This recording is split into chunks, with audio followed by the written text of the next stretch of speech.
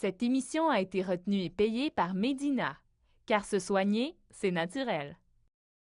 Tanné de souffrir? La douleur brime votre qualité de vie? Arthrite, arthrose, rhumatisme, sciatique, tous synonymes de douleur. Qu'elle soit articulaire, musculaire ou autre, la douleur nous empêche de profiter pleinement de la vie. Une douleur qui se prolonge a des effets nocifs sur la santé. Vous avez mal? Vous voulez comprendre d'où vient ce mal? Cette émission s'adresse à vous. Au cours des prochaines minutes, nous parlerons de l'acidose, cause de plusieurs problèmes de santé et maladies. Nous vous expliquerons également ce qu'est l'acidose et de quelle façon notre corps réagit à ce phénomène. Car se soigner, c'est naturel, tout comme nous l'explique Mme Lynn Shepherd, naturopathe de la compagnie Medina. Bonjour, Mme Shepherd. Bonjour, M. Paquette. Vous avez raison, la douleur empoisonne tous les aspects de la vie de ceux qui en sont victimes. Mais comment se fait-il qu'il y ait autant de gens qui aient mal? Je vous dirais que dans bien des cas, c'est l'acidité qui en est responsable. En fait, dans la plupart des maladies, on parle de déséquilibre acido-basique. Alors, ce déséquilibre acido-basique, qu'on peut également appeler l'acidose, va faire en sorte d'augmenter l'acidité dans le corps et que l'organisme ne peut tout simplement pas éliminer. Si je comprends bien, il y a de nombreuses personnes qui souffrent de l'acidose. Pouvez-vous nous en parler un peu? Certainement. En fait, l'acidose, c'est simplement une augmentation de l'acidité dans l'organisme ou, si vous voulez, une baisse du pH. Alors, qu'est-ce qu'en fait est le pH? C'est une mesure de l'acidité et de l'alcalinité. Alors, ça varie de 0 à 14. 0, bien sûr, on parle d'acidité absolue. Un pH neutre va être un pH de 7. Et ensuite, si on veut parler d'un pH qui est très, très alcalin, on parle alors d'un pH de 14. Le pH du sang humain est de 7,4. Donc légèrement alcalin, mais qui est défini quand même comme neutre. Alors, bien sûr, c'est le pH idéal pour l'organisme pour ne pas tomber malade. Prenons l'exemple d'une piscine. Alors, il est très important que le pH soit le plus équilibré possible, donc neutre. Alors, qu'est-ce qui se passe si un pH est trop acide? Ça va augmenter la prolifération des bactéries, des algues et la détérioration des parois.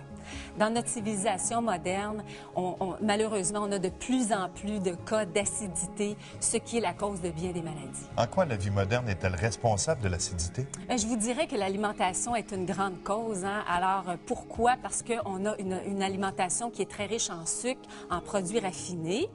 C'est sûr qu'on parle du stress qui est lié à un trop-plein d'activité, le manque d'exercice. En fait, tous les excès vont faire augmenter l'acidité dans notre organisme et, bien sûr, la maladie va s'installer. Justement, expliquez-nous quelles sont les conséquences de cette acidification de l'organisme. En fait, pour éviter une hyperacidité sanguine, le corps met en place un système tampon. Ce mécanisme, en fait, consiste à lier un acide avec une substance alcaline, comme par exemple calcium, magnésium, potassium, etc., pour la neutraliser. Donc, pour se défendre contre cette acidification, l'organisme puise dans ses réserves de minéraux présentes dans les os, les articulations, les cartilages, les dents. Par conséquent, cela entraîne une déminéralisation, ce qui entraîne une fragilité osseuse et dentaire, mais aussi une baisse de la vitalité et de la résistance. Et que se passe-t-il si nos réserves en viennent qu'à s'épuiser? Nous développons arthrite, ostéoporose, hernie discale, sciatique, etc., avec les douleurs qui accompagnent ces maladies. Il faut comprendre également que les acides neutralisés se changent par réaction chimique en sel et en eau. Ces sels, en grand nombre, deviennent alors des minéraux inutilisables par le corps. Ils vont alors se déposer dans les zones les plus fragiles de notre organisme et provoquer d'autres problèmes, comme par exemple l'arthrose, l'artériosclérose, les calculs rénaux, etc. On peut donc dire que plus l'organisme utilise l'effet tampon pour se débarrasser de l'acidité, plus il s'expose à différents problèmes de santé. Oui, car l'acidité place l'individu dans un état de stress permanent. Quel genre de problèmes sont causés par l'acidose? L'acidité crée un sol fertile pour l'inflammation. Donc, on parle d'eczéma, de colite, de diverticulite, otite, sinusite et j'en passe.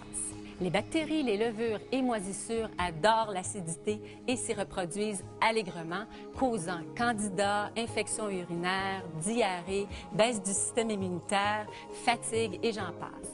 L'acidité est aussi corrosive. Elle agresse, brûle et blesse les tissus, donc il en résulte un état inflammatoire et des lésions.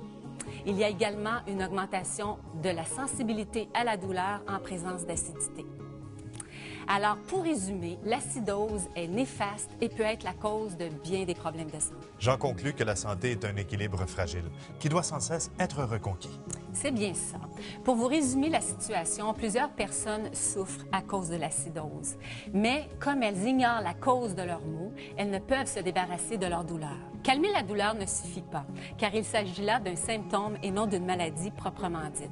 Au-delà du traitement destiné à soulager, il faut connaître les vraies raisons de la souffrance. Merci beaucoup, Mme Shepard. Au retour de la pause, vous allez continuer de nous parler de Medina. Mais pour l'instant, je vous invite à écouter ce que disent les gens qui ont fait appel à Medina pour soulager leur douleur.